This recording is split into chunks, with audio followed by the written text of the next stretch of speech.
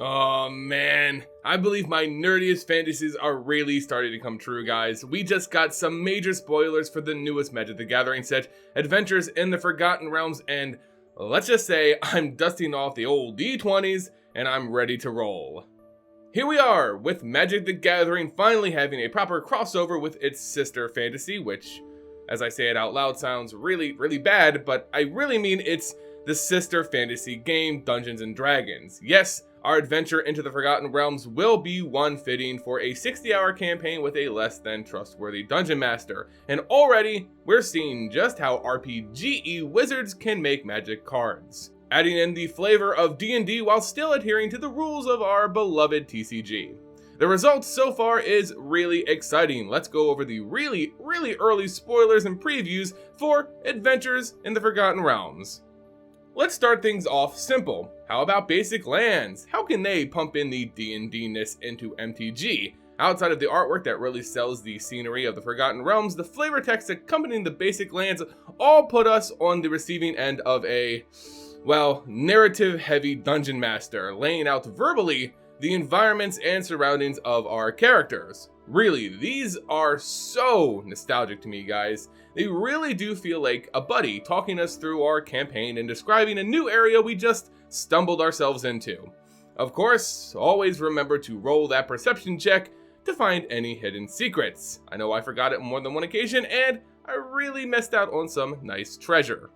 And what's a Dungeons & Dragons campaign without a little bit of loot, right? Don't worry, Adventure in the Forgotten Realms will have plenty of artifacts and equipments to go around, and most will likely be magical in nature, like the Vorpal Sword here. This equipment has a mana value of 1 black mana and an equip cost of 2 black mana, giving the equipped creature +2/+0 and death touch. And of course, the deadliness of this weapon doesn't just stop there, because it's also a win condition in and of itself, however costly it may be. Paying 5 generic and triple black, the Vorpal Sword gains whenever the equipped creature deals combat damage to a player. That player loses the game. Yeah, this thing is dangerous on anything unblockable. Tetsuko Yumizawa, I'm looking at you. Not to mention the single blue pairings of Artful Dodge or Slip Through Space. This can have some really scary combos to explore with it. Of course, while out pillaging and dungeoning for loot, well, your character may need a bit of a rest. Thank God for the always kindly innkeepers found across the realms, such as the Prosperous Innkeeper, because who said kindness can't turn a profit? He's certainly willing to share a warm hearth and soft bed for a price. This simple 1/1 for 1 generic and 1 green mana is deceptively important because it introduces a decidedly D&D race to the Magic the Gathering list of creature types.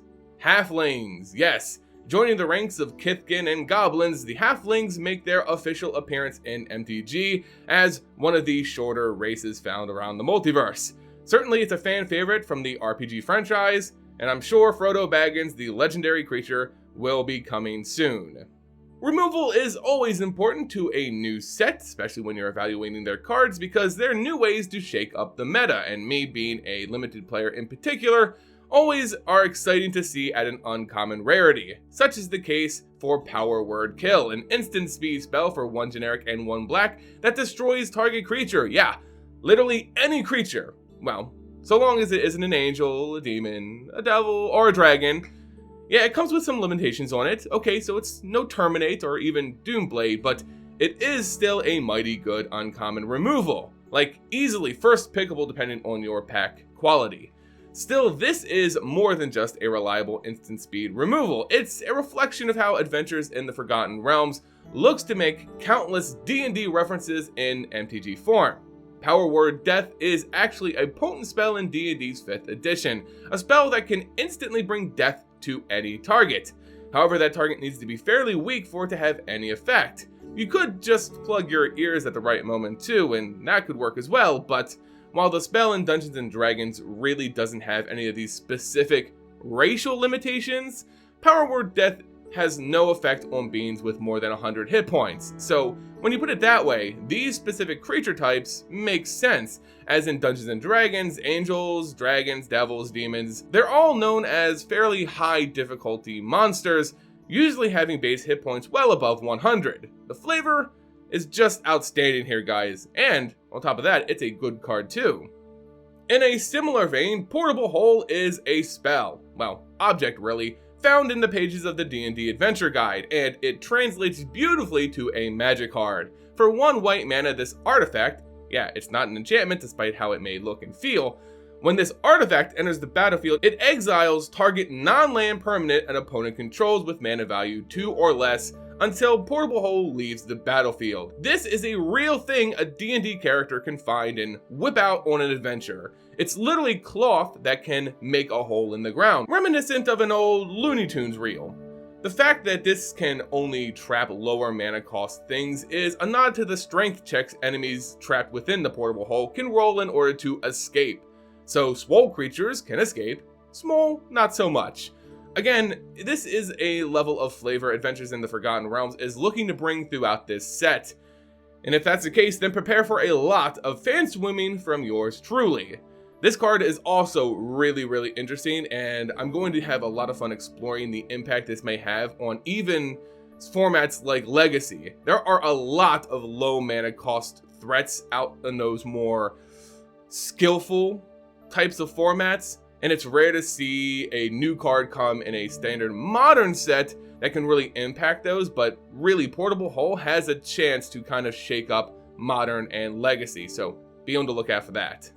And finally, what's an early preview of a new set without a big name legendary? And honestly, I didn't think they'd go this big this early, but hey, they wanted to make a strong impression right out of the gate, and it doesn't get much stronger than Tiamat.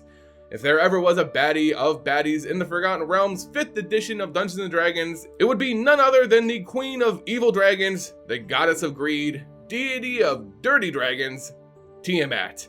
Ah, how your 5 glorious heads are truly magnificent and make me want to turn willing thrall in your unholy cult. But alas, I have a channel to run, so rain check. Tiamat's power is only really matched by the number of titles she holds in the D&D lore, and the list is staggering, and so are her abilities. She's truly a most formidable evil, and her card for MTG is just as insane. A 7/7 legendary dragon god for 7 total mana, 2 generic, and a complete color gamut, 1 of each of the primary colors in Magic the Gathering. She, of course, has flying as a dragon, as well as when she enters the battlefield, if you cast it, search your library for up to 5 dragon cards not named Tiamat that each have different names, reveal them, and then put them into your hand, then shuffle. This is obviously a super powerful effect if you're running the right deck. I'm looking at you, Modern and Commander players. This card is a massive bomb and threat hitting the battlefield that also tutors you 5 other bombs. What's not to love? Also of note, pretty poopy card for a limited player such as myself. Yeah, getting 1 of each mana is hard enough. Drafting enough dragons to get any other value is a totally different, but also very unlikely story. But hey, this is a Dungeons & Dragons crossover set, so it may be possible that dragons could make up 50% of the total card makeup. Who knows? A guy can dream.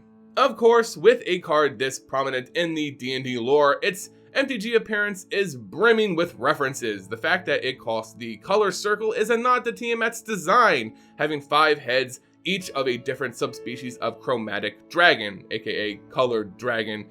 You guessed it, those colors span the 5 main colors found in MTG. Tiamat is also the deity, and some say the progenitor, of many of the evil dragon races, thus tutoring 5 different dragons from your library. It's an ultra powerful bomb. Despite not being in my limited wheelhouse, it's sure to bust things open in Commander while also pouring flavor all over your playmat.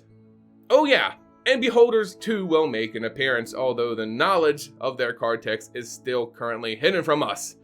Damn Beholders, some greedy force always hoarding that knowledge from us. Anyway guys, that was our first early look at the flavor Adventure in the Forgotten Realms looks to bring to Magic the Gathering. I want to open this up to you guys in the comments section. What other monsters or spells from D&D are you hoping to see in this crossover set? I personally want to see the God Dragon brother of Tiamat have his own card. Yes, Bahamut, Appearing in Magic the Gathering would certainly fulfill a very, very specific fantasy of mine, but nevertheless, let me know what's on your list in the comments below. If you liked the video, please make sure you hit that like button, subscribe, and share it around. It really goes a long way in supporting the channel's growth. You can also join me on the channel live Mondays and Thursdays at 6 p.m. Eastern Standard Time for some fun MTG discussions. But for now, guys, thank you all so much for watching, and until next time, see ya!